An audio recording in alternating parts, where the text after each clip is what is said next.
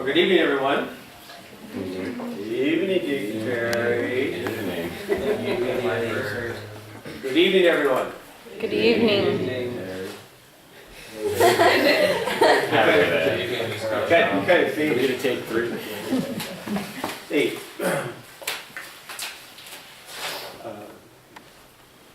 Mrs. Richards asked me to speak to you this evening, so I was going to tell you the story of my life. I decided that was too boring, so I came up with something a little better, hopefully. Let's start with prayer, okay? In the Father, the Son, the Holy Spirit. Amen. Good gracious God, we come before you in awe and wonder and thanksgiving for the gift of sunshine that we've experienced, even coming out of the dregs of winter. We actually are starting in spring. We pray especially for all those people who've been adversely affected by the flooding, so devastating for so many people and so minor for many more. And we ask your blessing upon those who are come to the service of others, who are offering themselves and their time, talent, and resources to try and make a better for those people. And we ask for the repose of the soul for those who have died because of this flood.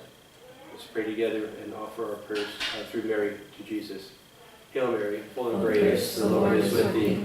Blessed art thou among women, and blessed is the fruit of thy womb, Jesus.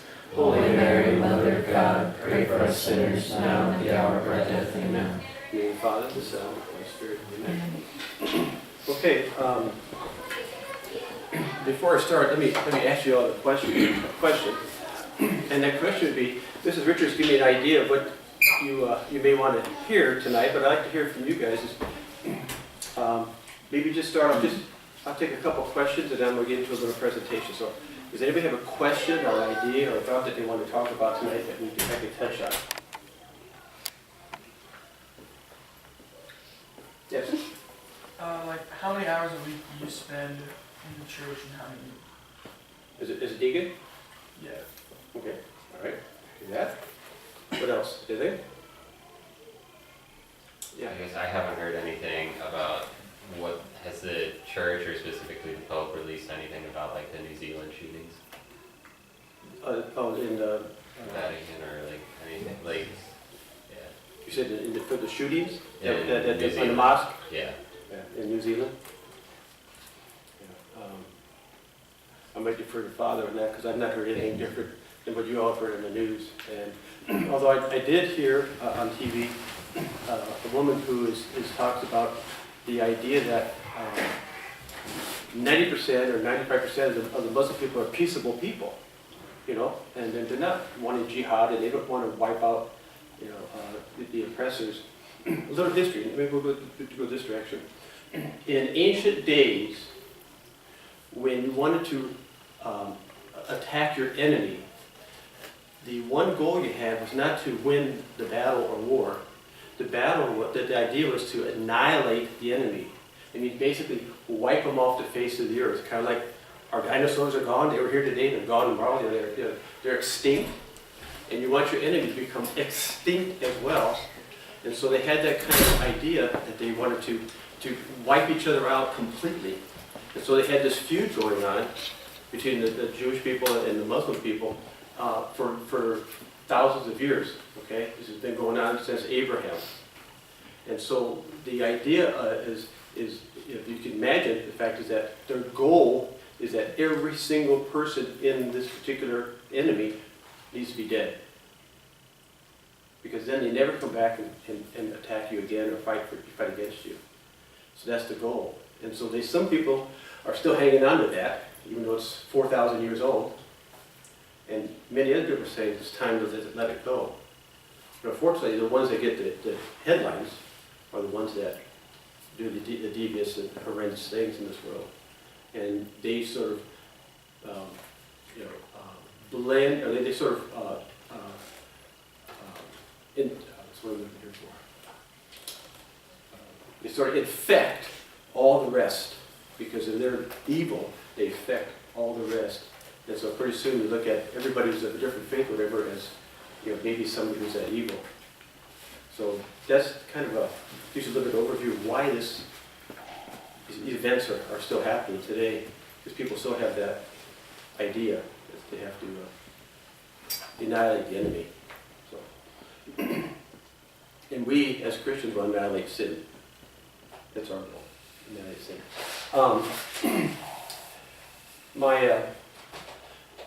My thoughts tonight are kind of twofold. And what I'd like to do is talk a little bit about, just about life in general for somebody who I just grew up in South Omaha. I was a South Omaha boy, South Omaha Bohunk. And we just had, when I grew up in our little community of St. Wenceslaus Parish down in East Omaha, I was so naive, I just thought the whole world was Catholic. Because everybody I knew, my neighborhood, went to church, my activities, we had so much going on in our parish that I just thought that the whole world was Catholic. I just didn't know any better. I was just a kid. And then as I grew up, I started meeting other people who were different faiths, and I was kind of, taken back by it, not knowing that, well, that's different. And so, life went on, and I went to school and went to college. And in college, you really do meet a new variety of people. If your circle of influence changes when you get into a more aggregate amount of people in your life, and as you mature, start to become adults, you have to start making decisions for yourself. And so as I went to college, I decided that I was going to major in math of all things. I was a math geek. I took all kinds of goofy math classes and stuff like that. And the teacher, the prof that we had, decided that we had to, so in mathematics there's a lot of formulas, and so she wanted to sing the formulas. And so I knew right away I wasn't going to stay with math. So I switched to business with accounting, because it had numbers, and math had numbers. Sometimes it has letters, which is kind of confusing as well. And so I majored in business, and when I got out of high school, I started as a framing carpenter for a production builder. And when I first started, I just had, soft kid hands, and within 3 days my hands were like hamburger. I mean, it was just, swinging a 32-ounce hammer with a corrugated head that would literally just rip the skin off you if you let it to, and lumber and saws and stuff like that. But then, it was interesting is that after a couple of 3 weeks and then into a month or two, all of a sudden I started developing calluses on my hands, and then my hands got rock hard. And literally I could take a pin and poke it into the pads of my hand, and I couldn't feel it because the skin was dead, because it's callous, it's hardened over. And so I became, more, in our days we didn't have things like nail guns and forklifts, so everything was done by hand, and everything was lifted by shoulder and straight. And so we had to use a lot of body movement and a lot of strength and energy to make that happen. And so we have a situation in which, as time went on, I started to be a lead man on a crew, and then I became a foreman. So I ran a crew. And I'm doing this as I'm going through college, and majored in business, and I got married. In our day, this was not unusual, but when my wife and I got engaged, she was 18 and I was 19. When we got married, she was 19 and I was 20. So we weren't even of legal age to drink, let alone anything else, and we were getting married. And so the month after we got married, I started my own framing company, Four Seasons Construction Company, Inc. So I'm a corporate officer of a corporation with 4 whole employees, me being one. And the interesting part about that, I just hired 3 friends of mine, and we went out and started to frame houses. And I had never had to work so hard in my life at that time to try and balance school and work. Got married, got business, and I'm still going to school. So I'm going to Bellevue College at night.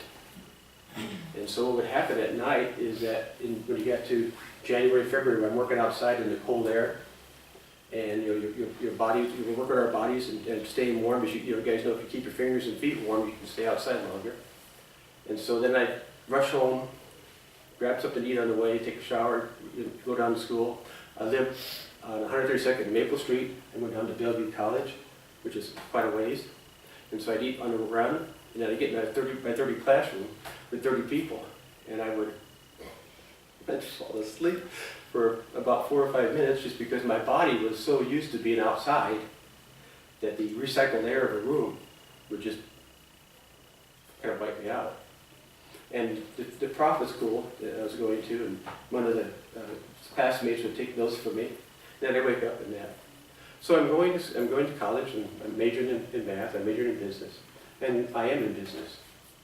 And everything's kind of everything's kind of cool. We,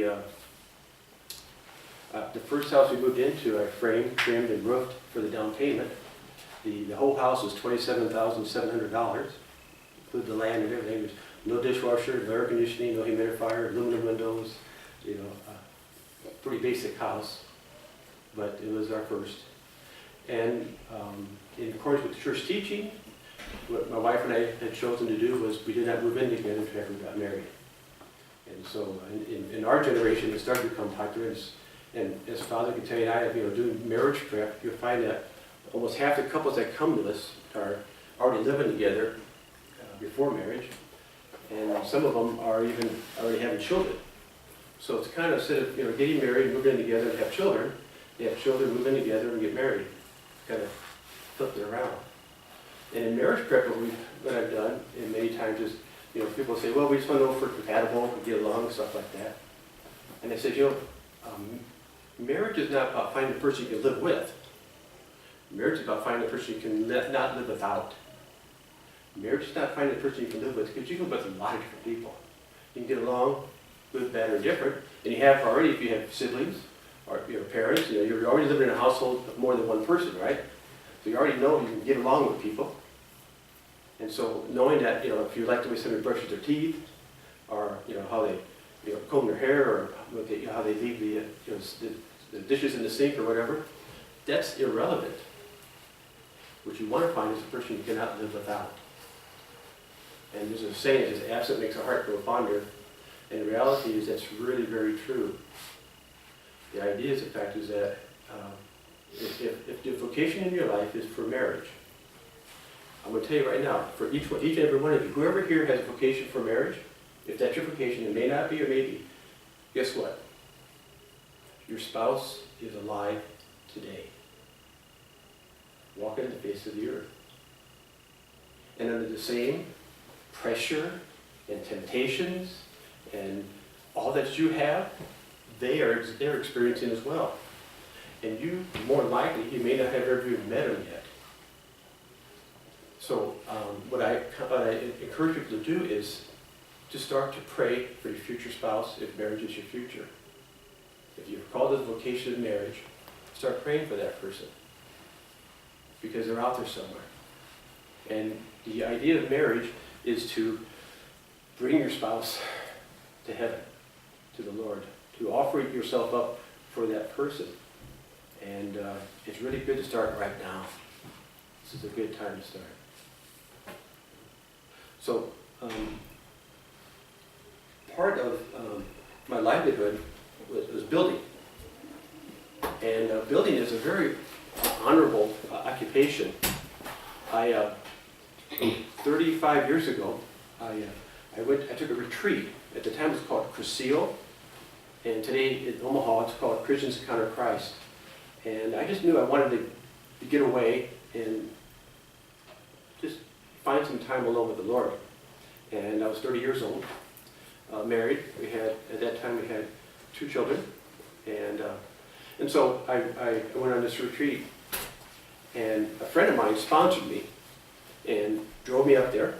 It was in Notre Dame, which is in Omaha, the monastery for the Notre Dame sisters in northeast Omaha. And I lived in southeast Omaha, so it's quite a distance. And so he drove me there, sort of like so I wouldn't leave, I think, part of his plan. But just as a courtesy, he gave me a ride up there. And on Friday night, and by noon on Saturday, I was so disconcerted, I was so tangled up within myself, that I literally was going to walk home, which would have taken me about 6 hours. you know. And I went to the chapel, and there was a man there, I still remember John, and he was just praying, and we talked for a moment, and all of a sudden I felt at ease, and I went back into the program. And Bill, a friend of mine who sponsored me, had written me a letter that I got later that day. And Bill was a builder as well, like I was. And he was my dad's generation. We were 20 years apart, but we were really good friends. And he wrote a really nice letter. And in that letter, I only remember like 8 words, but it was like 3 paragraphs. And in there he says, "Isn't it wonderful that God gives the opportunity to provide shelter for his children? Isn't it wonderful that God gives the opportunity to provide shelter for his children?" And it didn't hit me immediately. You know, it takes a little time. Sometimes these things have to sink in. But I have been, I've been toying with the idea of going full-time into some type of ministry, and getting out of the home building industry and just somehow using my talents and gifts and time that I have on the earth to serve others. And when Bill wrote that, "Isn't it wonderful God gives the opportunity to provide shelter for his children?" I was able to take my business and make it a ministry. I no longer was a home builder. I no longer built homes. I provided shelter for God's children. And that made it all the difference in the world. So with that in mind, with the idea that now my occupation became a ministry, I was the Lord sort of gave me the best of both worlds. And God works that way in our lives. God will gently and mercifully work with us in certain ways to help lead us onto this, the path of life. Psalm 119 talks, it says, "Thy word is a lamp to my feet and a light to my path." Thy word is a lamp to my feet and a light to my path, but doesn't give us the final destination. That's always a step-by-step journey. And so it's rare that you get to know the end while you're in the process. Doesn't happen very often. But it's because that's what we have faith. Faith gives us the ability to believe that God is leading us step by step, and then eventually it erupts into or blends into what he's really calling you to do. And that's in essence kind of what happened to me with that idea of turning my business into a ministry. And one of the things I did was I heard about a seminar, and they're not around anymore, but it's called Christian Financial Concepts. So, imagine that Christians talking about finances, but it had basically, it's called Doing Business by the Book. It's doing business by the book. And the book is the Bible. And in here are many keys and ideas and thoughts and directions on hiring and firing and how you pay employees and selecting managers and borrowing and lending and different things like that. Just, keeping your vows, what you promise, and that. And so when I took this, I said, I want to apply Christian biblical principles to my business, which is not just my ministry. So that you can see what happens is when you take that you let the Lord take that step, then he lets you know the light for the next step. And what was happening was that things were happening in my life that were telling me that yes, I had listened and I was following, and the Lord was leading, and I was going in the right direction, the right path, because you should feel a certain comfort when you know that God is leading you. But you have to do a lot of work to get there. You have to be in communication. You have to be able to talk to and listen to the Lord in your lives. And our lives are so busy and our lives are so noisy that I'm going to suspect that many of you here are really afraid of silence.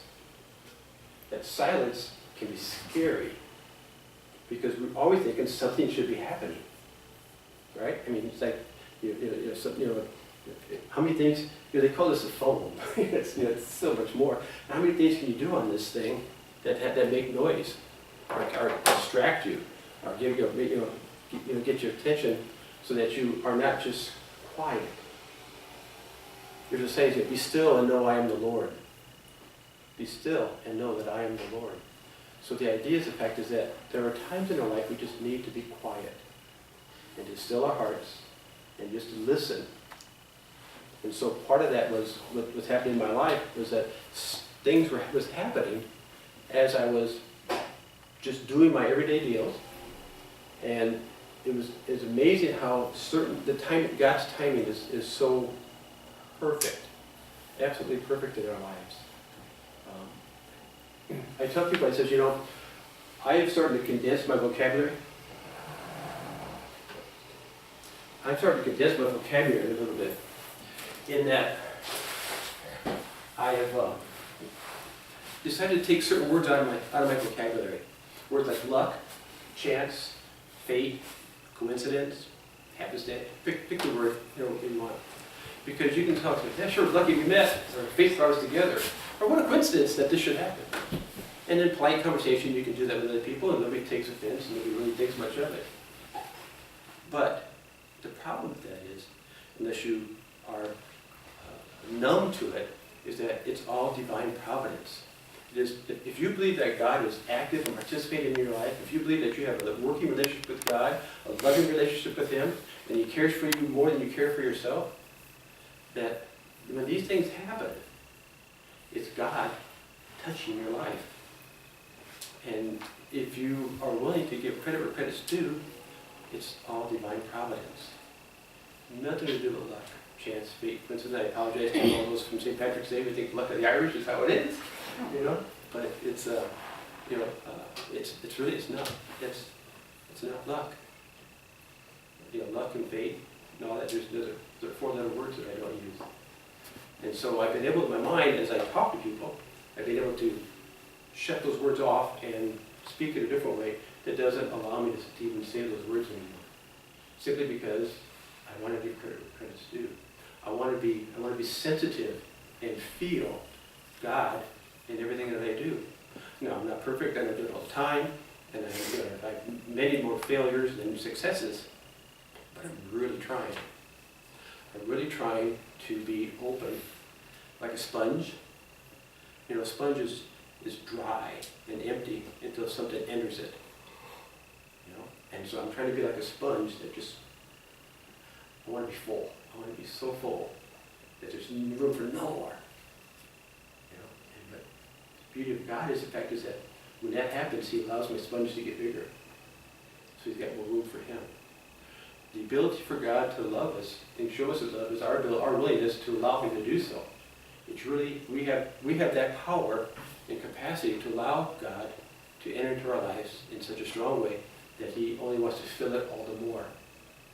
If a little thimble's full of water, or a glass is full of water, or a pitcher's full of water, or 55-gallon barrel's full of water, or my lake is full of water, my basement was full of water, full is full, right? The only thing you have control over, how large of a vessel are you going to be? How large are you going to allow God to enter into your life? Are you going to put a lid on top and just let the water spill out? That is, see, God never turns His back on us. It's us who turn our back on Him. God never turns His back on us. It's us who turn our back on Him, and that's when we fall into sin, particularly grave mortal sin. And so the reality is that we put a lid on top of our vessel and don't allow God's grace and mercy to flow in. And I did a talk. I talked about my Pursuit weekend. I worked many weekends. I did a talk, and I didn't know I was going to do this today, so I just have to. Can you imagine with me?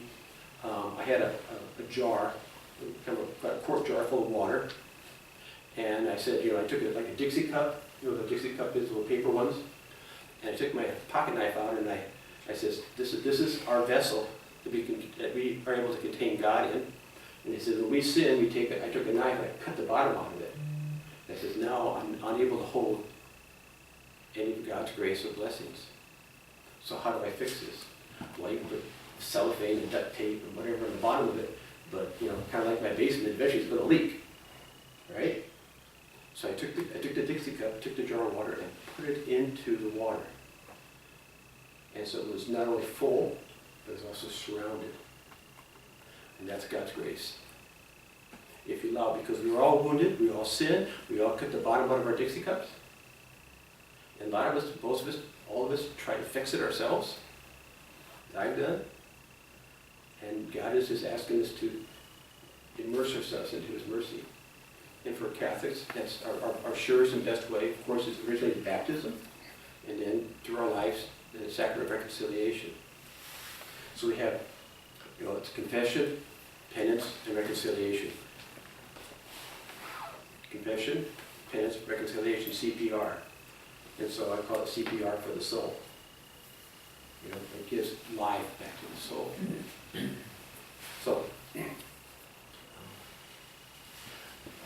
one of the things that I know that was talked about was kind of like my experience with the flooding that's going on, and then my journey into the diaconate. And I'm going to do the diaconate first. I can keep that pretty simple. When people have asked me about my vocation to the diaconate, I says, my ordination seems like yesterday, but it feels like forever. It seems like yesterday. In fact, I was just ordained not 15 years ago, but yesterday. At the same time, I don't ever remember not being a deacon. And everyone in here can have that same aura about themselves. Because Christ is actually the first and the finest deacon, because Jesus said, I came to serve, not to be served, right? And that's basically what a deacon's role is about service. And so the idea there is that to live one's life in such a way that you're of service to others in which you don't count the cost, as Father's fond of saying about the unconditional love, is that active, conscious concern for another without any concern for yourself, or any seeking any gift or return for yourself. That you love somebody enough that you give them whatever you can without any thought of what you're going to get out of it. And I got to tell you, I don't know if I've ever done that in my life. I don't know if I'm capable of doing that. That's how God loves, because He sent His only begotten Son to free us from our sin, and gave up his body and blood for our sake. I don't know that I ever really figuratively died for someone else so that they could live.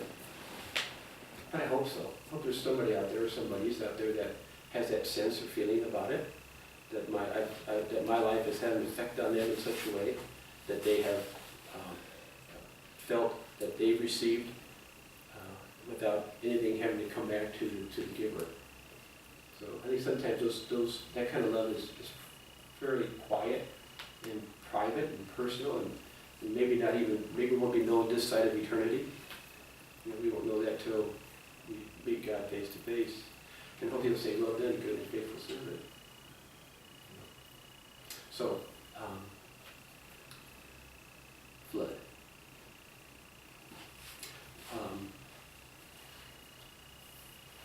I know a lot about houses, I've been at it a long time, and I know a lot about houses. And even with all that experience, sometimes you can be a little brain dead. And when you're around water, there's a thing called floodplain, in which the engineers have, hydrostatic engineers, people who deal with flowing water and stuff like that, they have a pretty good idea about when the water gets to its maximum height of flooding, it's going to take so much out, and it's, and what's in that space is in the floodplain. And it's going to come so high. And if you build anything there, you should be higher, right? Because if you're higher, you're drier. And so when 5 years ago, when we bought our house, I never once thought about flooding, which is really odd, because when I was 8 years of age, my parents, my dad and my mom and our family, and two of his sisters and their family, and my grandma and grandpa, their parents, we had a cabin on the Platte River, about a mile east of, just off 120th Street. And we were there for 26 years. And I remember one significant flood that came along, and there were ice chunks up on we had a cabin, a yard, a creek, and then an island, because it was a piece of dirt that had a river on one side and a creek on the other side, so we call it the island. And there were these big, huge chunks of ice that wiped out these 40-foot high trees. And it was like a war zone. And I remember that now, And And so when all the events were taking place, when they were talking about flooding, and the nice thing about floods, you get a lot of time to prepare, right? It's not like, tornadoes sometimes just pops up. Hurricanes, you get a lot of warning. Earthquakes, you usually get none. Floods, you get, they can tell what's going on and give you warnings. And so we were trying to be prepared. But we obviously didn't prepare well enough because we ended up having, this is 30 inches here, we had 32 inches of water in our basement, And that was a pretty eerie feeling when I was down there, when it started to leak in. And I go, oh. And next thing I know, I'm upstairs, it's to the first step and second step, and then pretty soon the lake went up 6 feet one night. And that's what caught us, because it happened like that. Not without warning, but it sort of. And so when stuff like that happens in your life, whatever it may be, whatever catastrophe happens in your life, you usually have a couple ways of looking at it. And I learned in my career that I always attacked those things I had control over. Like when I was building houses, I couldn't control the interest rates because that was outside of my control. I couldn't control the price of lumber because that was outside of my control. I just know how to deal with those things and make sure I manage them properly. But things I could control, I would control. And some of that became sort of a coaching for myself. And in life, there's some things I can't control. I can't control flooding waters. I can't control the fact that now I know my house is built the basement is 5 feet below the floodplain. And so now I know. And so Friday evening, as the waters are rising and we're into that, I'm working. We had power, and I was up on the main level. We were fine, and I'm figuring out a way to build a flood-proof house. On the night it started to flood, and I go, that is so me-like, to say, okay, there's a problem, and I'm going to figure out how to fix it. A number of years ago, I don't know if you ever heard of a cartoon called Mighty Mouse? Anybody ever heard of that? Nobody else? His saying was it was like a mouse that's like Superman kind of thing, We remember this is 50 years ago, okay? And it said, "Here I come to save the day," and so that's been my lifestyle with my family and friends and business. I just fix things. I try to make things right. I come to save the day. And when the flood came, I couldn't save the night. It came at night and faked me out. So basically, I could not control the water, but I could control my feelings and my attitude towards the event that went on that I had no control over, and be concerned about what we could do for ourselves and also for others.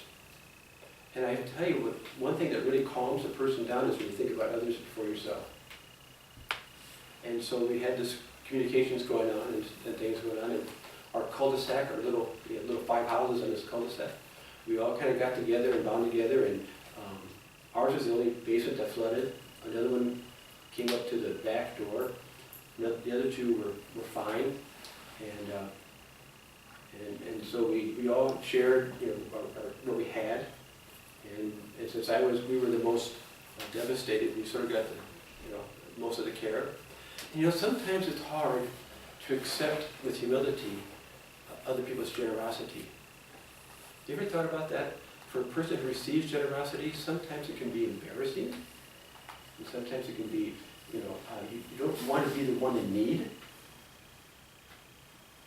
Have you ever thought about that? That's, and that's pretty much me. I'm the guy who fixes. I'm the guy that people come to. But now I was in need. And what's beautiful about that is that whatever we needed, we all shared, and we've all come out on the other end quite well. And hopefully, at this time tomorrow, I got the last 6 inches of water in my basement, and we start the demolition, and life goes on. Because this too shall pass. But I want to leave you with a little bit is my home building occupation. You know, when Bill wrote me that note, it says, isn't it wonderful that God gives the ability, God give and give, to provide shelter for his children. I know that when I'm dead and gone, everything I built will still be standing and serving people and families and providing shelter for God's children. So my career that God had provided for me is going to last many years when I'm dead and gone, pushing up daisies, you know. Ashes to ashes, dust to dust, you know. And so I get a certain amount of consolation. That's a word you guys don't hear very often, consolation. Consolation is calmness in the heart, peace. I just get a lot of consolation knowing that what the Lord has, the talents and abilities he's given me, that I'm able to use and put in his service as my business, as a mission, as well as an occupation. I ran a business, according to business. I have been in business for 42 years. I've built over 1,000 living shelters. I've never once been sued. Nobody's ever sued me for anything I've ever built. And that's a little unusual because we have hundreds of thousands of products in our homes. I mean, to build a home, there's a lot of stuff that goes into it, a lot of moving parts, you know.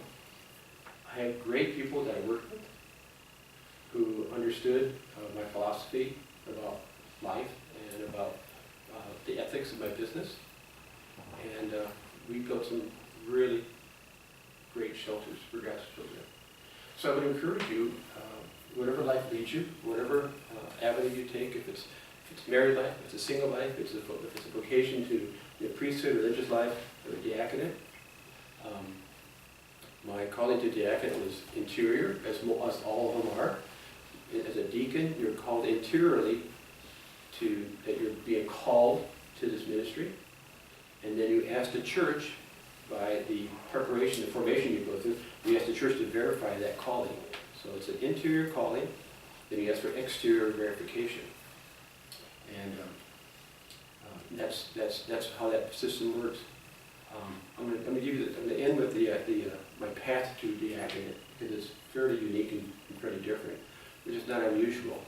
A person like me, a self-employed individual, an entrepreneur, you guys have heard that word before? Entrepreneur, French word, means, you know, like self-employed type situation. The fact is that because at the age of 20, when I started Four Seasons Construction Company, I'm the boss.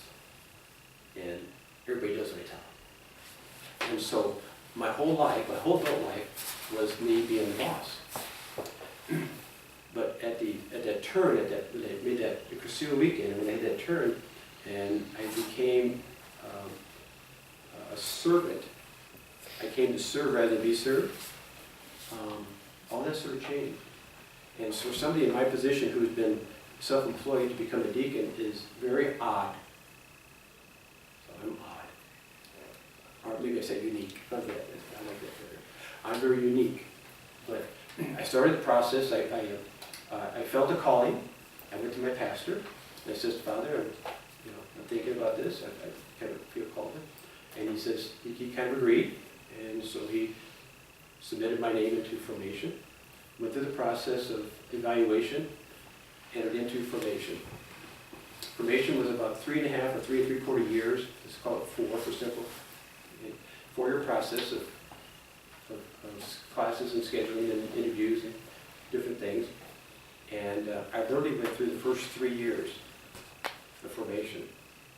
And we used to have a thing called the third Saturday. On third Saturday, not only those people who were in formation got together, but all the other people who were already ordained, husbands and wives, the husbands are ordained and the wives came with them. We'd have a third Saturday, which would be, like a spiritual day. And we'd get together, and so we have a large group. And one Saturday in February, the third Saturday in February, the director called, we had 7 guys in my class. One dropped out, so we had 6. And so he called one of the guys and his wife to his rectory. And she came back down and said that Jean, her husband, had been dismissed from diaconate formation after 3 years. She was crying. This is over the lunch hour. And because of my leadership skills, I was given a note from her saying that Father wanted to see me. So I said, okay, I'm thinking, well, he wants to talk about how we're going to make sure that everybody stays calm and there's not going to be, any heartbreak about all this. And since I sort of had sort of an aura of leadership in our little group, and we sat at the dining room table, and he says, "There's been a consensus of the committee, you no longer continue formation." Wasn't what I was expecting. I wasn't expecting that at all. And my first thought was, because the other couple, the husband and wife were there, I said, and my wife, when we went through the formation process, we went to these classes, and our wives came every Tuesday night with us as well. And so I says, well, why isn't my wife here as well, like Jean's was? She said, well, she's not being ordained. And I looked at him, and this may be the one time when I actually looked at somebody with love, and I didn't ask anything for myself. I think this might be it. I says, this has been really hard on you, hasn't it? She says, yeah, it's been a tough day. I didn't talk about it just now. And I told him, I said, well, I accept the church's teaching, and I said, but I want to have closure. I've been with these groups. The process was there was, let's just call them A, B, and C group, and the A group had already been there 3 years, the B group was 2 years, and the C group was 1 year. And you had a 3-year cycle of teaching, and you just went through the cycle. So you always had other formation formandes in the process that were going to be, you're there in your first year, and this group is going to get ordained. Then the next group moves up, the next group moves, it's just like kind of a continuous cycle. And so again, after 3 years, and he says, well, we'll allow for that, but not today. And I was kind of, okay. And when I got back, the lunch was over, and the presenter was already presenting the afternoon session from 1 to 3 for 2 hours. And I sat there because I didn't want to disrupt the class. When the first guy's wife had come down, everybody was just, it was chaos because it was lunchtime, but I didn't want to. So another guy got a note and he left. So that day, 3 of us were dismissed from formation. And I went into the end of the session, so not to disrupt the presenter. And we literally had women sitting crumpled on the floor crying, thinking that their husband's next. And it was wrong. Okay, I've dealt with employees, I've dealt with people. There's a good way and there's a not so good way to handle certain things. And the way this was handled was not well. I accepted it. And so I want to encourage you, sometimes churches' teachings are hard. Particularly as you're getting older and hormones are kind of bouncing around and certain feelings are happening and you may think this, that, or is going to be what you want, but the reality is, the fact is that if you listen to the teachings of the church and accept them, hopefully when you come out on the other end, you find that the church was right in the teachings of morals and ethics and that. So I accepted really wholeheartedly the decision of the church. If I didn't have a vocation to diaconate, I did not want to be ordained. I wasn't trying to achieve a goal. I wasn't trying to get a promotion. I wasn't trying to get prestige. I wasn't trying anything. I was seeking. And when I found out that the church said no, I said, okay. So 3 of us are dismissed, and all 3 of us wrote letters to the Archbishop. And I did mine. I didn't read the other guys. I have no idea what they wrote. I did mine in a very business-like manner. I just explained the situation. I told him what I saw the problems were, and I just wanted him to know that so that he could hopefully, if it meant anything to him, that he could go into the process and into the program and help get a few things straightened out that really need to be straightened out, because we were being formed in fear, as opposed to being formed in formation. There was no form in formation, it was fear in formation. And that was just, fear is no good. It didn't do any good. And so the bishop called me in and says, I got your letter, and read it. And I want you to know something. The church moves, but she moves slowly. That's kind of the beauty of the Catholic Church. We don't react, we really, the church really works things out. And whatever truth the church teaches, it doesn't kick it out to put a new one in. It keeps that one as a foundation, build it here as a foundation, and then it builds upon it, and it builds upon it, and it builds upon it without taking one out, because truth, capital T, is always true. It never fails, it never goes away.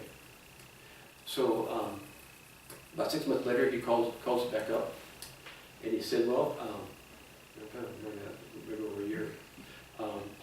He said, I've done some, I've allowed the process, I've allowed you to talk to the new director, a new director then, and talk to him about I've allowed him to consider you back for formation. I didn't write that in my letter, I wasn't asking for that. But he thought that was the thing to do. So with the new director, hey, how you doing? Didn't know, never met him before. And he said, well, here's the process. Our bishop has given me the authority to make a decision. I don't know you. So why don't you give me some references? So I gave him a handful of references and said, I'll check my references, I'll check your references. And so he did, and I don't know, 6 weeks later, he called us back. And we're driving up there, my wife, Karen, is saying, I'm telling you what, I'm giving you 2 more years. And if it's any more than 2 more years, I'm out of here. I can't do it. It's okay. So we go and talk to Father, and he says, well, he says, it's a hung jury. I says, I've gotten different reports from different people, and really good, and some, not so good. He says, the only person who doesn't know you or have an opinion of you is me, talking about himself, So I tell you what we're going to do. He says, I have to come back to formation for a year, and if I believe I see the vocation in you, we'll continue on with the 2nd year termination. So I took a 3.5-year program, and it took me 7 years to get through it. But in that whole process, I was faithful. The whole process, I was at peace. I was calm. I didn't get mad or angry. I didn't leave the church. I didn't. I knew that. I listened, obeyed, and that. Now, my wife and my mom were pretty upset. I said, I'm not trying to earn anything. I'm not trying to gain anything. I'm just trying to follow where God's calling me. So, in the still, quiet voice that you allow God to speak to you, I encourage you to let that happen. Let God unfold for you His plan. Sometimes plans are really big, they're really wonderful. With a lot of pages, it takes a long time to work through. But I will tell you, in the end, when you've done building, figuratively speaking, building your life the way God has called you to do it, the end always makes the journey worthwhile. I've never built anything in my life without having a plan first.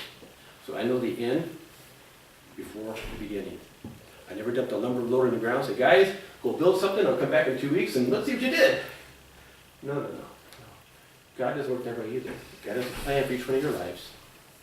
And it's your job to listen and to obey and to take the first step and the next one. And let His Word, let the Word of God be a light to your feet and a lamp to your path. And then let it lead you to the destination that He's chosen for you, whatever it may be. Okay? Any questions? Well, I thank you for the privilege. There's a question. It's the very first one. How much time do you spend in church? Oh, that's right. Okay. I'm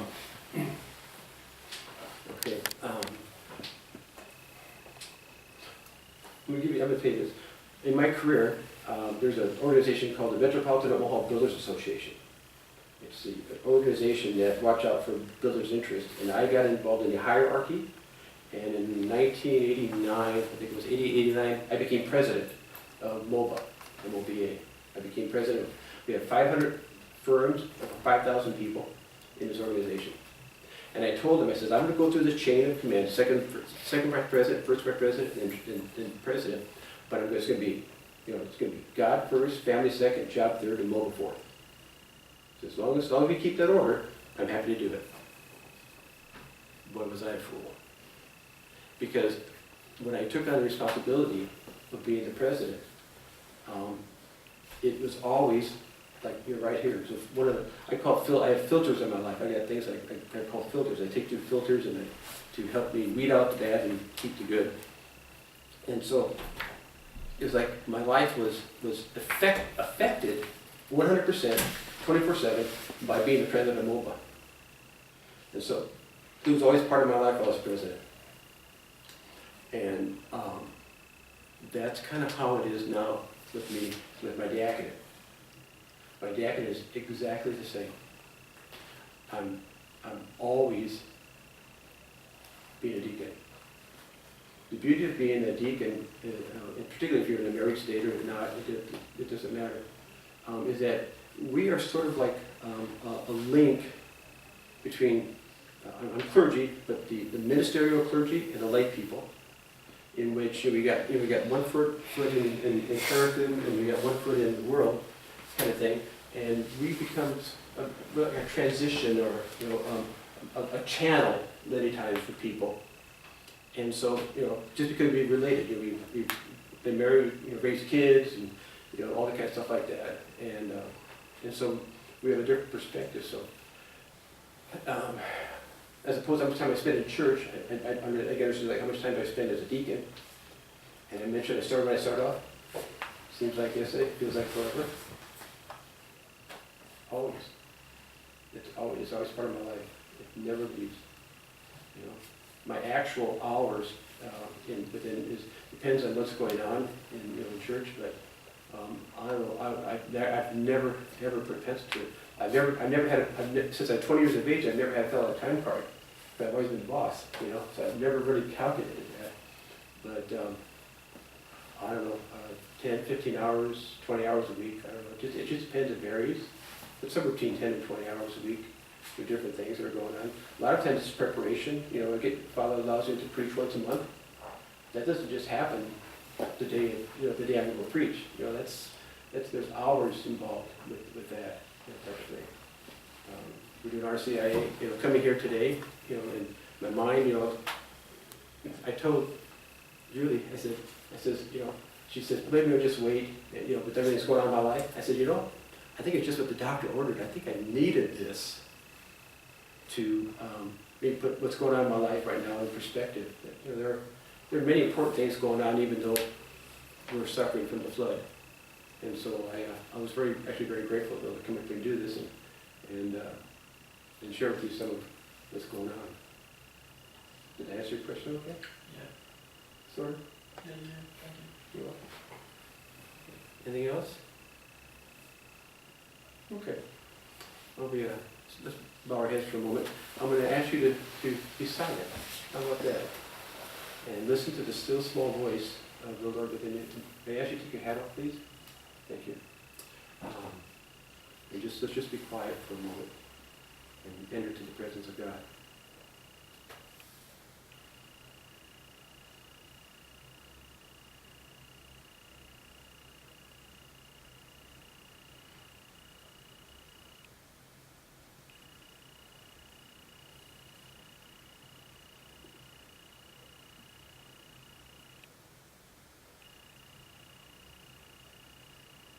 My coming and my going. When I sit and when I stand, all the hairs on my head have been counted, and not a single day passes by without you knowing me.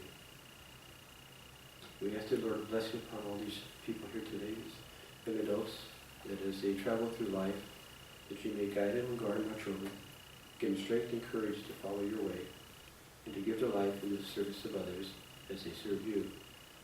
And may their light shine so brightly that others look at them and say, I love the Christ I see in you.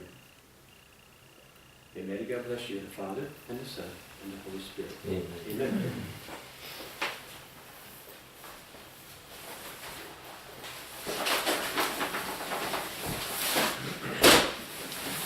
thank you all for coming tonight. Our next meeting